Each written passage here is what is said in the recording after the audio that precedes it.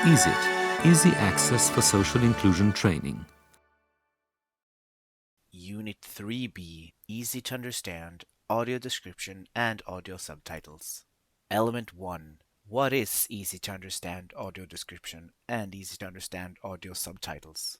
User's voice on audio description and audio subtitles. This video contains an interview with the user Anna Hammarlund.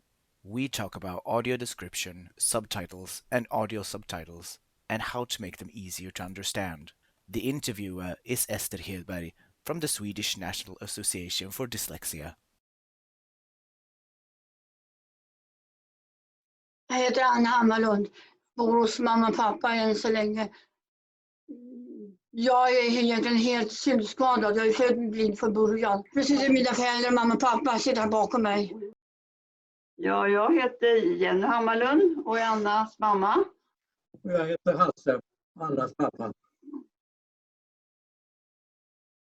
Anna, brukar du använda syntolkning och uppläst textremsa? Nej, textremsa använder inte jag. Men jag lyssnar på tv, men syntolkning är ganska hyfsat. Jag hör vad de säger på tv, men om man höjer volymen högre på tv, då hör jag. Jag har lite svårt med hörsel, jag är nedsatt hörsel. När det är låg volym, då hör inte jag riktigt. Uppläst textremsa är ingenting som du egentligen har kommit i kontakt med, utan det är syntolkning. Jag har aldrig kontakt med sånt. Nej. I vilka situationer brukar du använda syntolkning? Det är bara svenska filmer och utan reklam som är bäst. Svenska filmer utan reklam som är bäst? Ja, utan reklam. Jag tycker reklam är jobbig. Som inte så rörigt hela tiden. De förklarar vad som finns, vad de ser ut, kläder, vad de gör på filmen. Ja. Då ska syntolka se ut. Har du fått syntolkat på teater till exempel? Jo, en gång har jag fått och lyssnat. Ja. Man har en grej över öronen, så ska den sitta bakom och tala om det och jag lyssnar alltihop. Ja, hur var det? Det var ganska hyfsat. Men ibland, apparaten kan vara krånglig ibland, för ibland hör inte jag vad som ska upp. Och ibland komplicerat. Man ska helst sitta i mitten och sitta som typ stereo, och då bor stora högtalare sitter och bara tydligen snackar om det, musik eller något när de berättar. Jag har lyssnat med en sån här grej i öronen, så då sitter de och tolkar och jag hör allting de säger när det gäller. Ja. När det är syntolkning på tv eller på en film som du tittar på eller på teater, händer det att du ändå inte kan förstå? Vissa. Vad är det då som gör det svårt att förstå? Ja, det är så här, halvåt hos mig så är det rörigt, pratar om så otydligt. Du pratar för snabbt, säger jag. Alldeles för fort. Även syntolkningen? Ja, den är för snabba hela tiden. Problemet är nog inte själva syntolkningen, utan problemet är att det är väldigt rörigt att hitta programmen. Det är nästan omöjligt att söka och få fram syntolkade filmer och i tv-tablåer och annat. Så att syntolkningen blir ju mycket svårare än vad det skulle vara, därför man inte hittar filmerna i rätt ordning och så vidare. Det finns syntolkade program, men de går inte riktigt att hitta. Nej, jag menar, jag är van att söka, men det är ett helsike och det är fullständigt omöjligt för Anna att hitta själv. Vi kommer bara i kontakt med en bråkdel av det som finns därför att det är svårt att hitta. Ja. Det är verkligen slöseri med resurser och också då väldigt mycket sämre för den som inte hittar alla fina syntolkade filmer och produktioner som finns. Varje morgon nu så tittar vi efter varje program idag och då står det ingenting. Det står när saker är textade, det står ett T, men när det är syntolkat står det ingenstans att det är syntolkat i vad heter det? Den här listan då över programmen. Så det sägs precis strax när programmet börjar. Då säger jag att det här programmet är också syntolkat, sägs det. Hur ska man då kunna hitta det där? Snabbt och lustigt ska man hitta det. Precis när programmet börjar. Om man ska vara ihop med familjen och se programmet.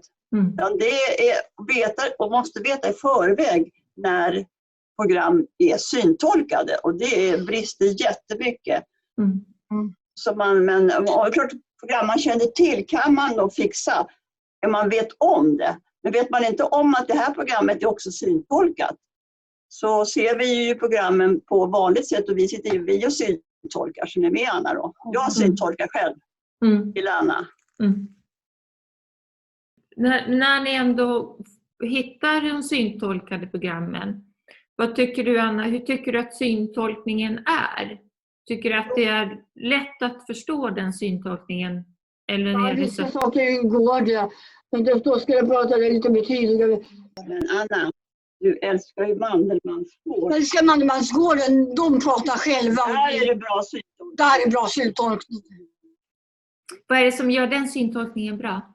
För de där talas det om djuren. Syntolkning är ju så att man måste berätta det som måste tillföras, inte allting hela tiden. Och i Mandelmannsgård, där pratar då Mandelmann själv väldigt mycket. Ja. Men där är det ju lite saker som händer.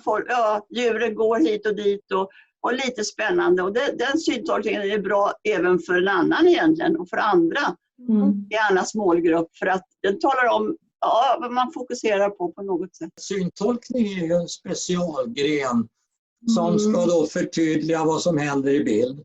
Men en speaker till ett naturprogram gör ju nästan likadan men på ett annat sätt. Och det blir nästan bättre.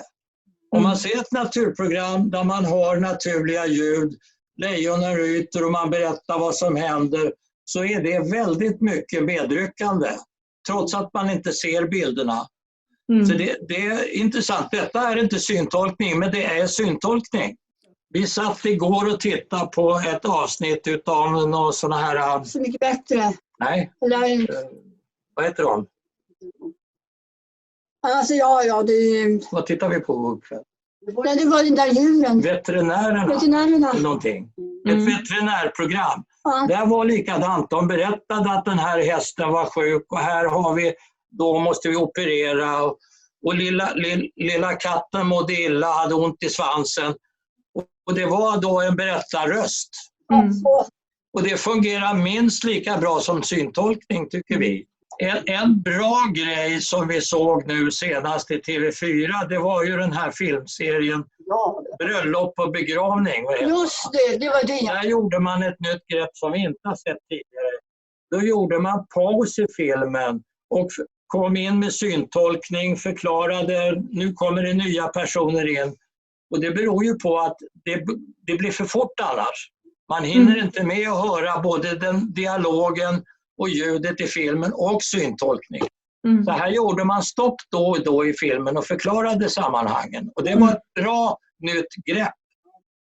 De som gör själva syntolkningen på olika program, vad tycker du att de ska tänka på för att det ska bli så lätt som möjligt för dig att följa med i själva syntolkningen? Glöm programmet, utan tänk bara på den här syntolkningen som berättar. Ja, jag tycker de ska berätta lite sakta, lite för fort, men det ska vara tydliga bokstäver, tydliga hela tiden. Det är bra att det finns syntolkade program. Det är bra att det finns syntolkade program faktiskt. Men det går nog säkert att förbättra. Det behöver förbättring helt. Och hur skulle man kunna förbättra de syntolkade programmen?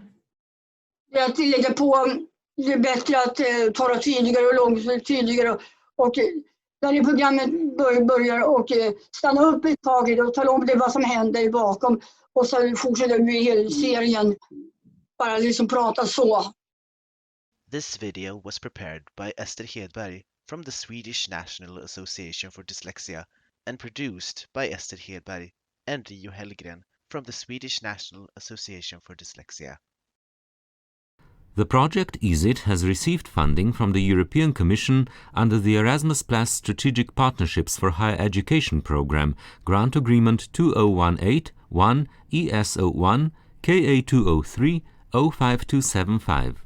The European Commission's support for the production of this publication does not constitute an endorsement of the contents, which reflect the views only of the authors, and the Commission cannot be held responsible for any use which may be made of the information contained therein. This work is licensed under a Creative Commons Attribution, Share Alike 4.0 International License. Partners of the EASIT project: Universitat Autónoma de Barcelona, Università degli Studi di Trieste, Universidade de Vigo, Stiftung Universität Hildesheim, SDI München, Dyslexie-Verbundet, Radio Televizija Slovenija, Zavod RISA.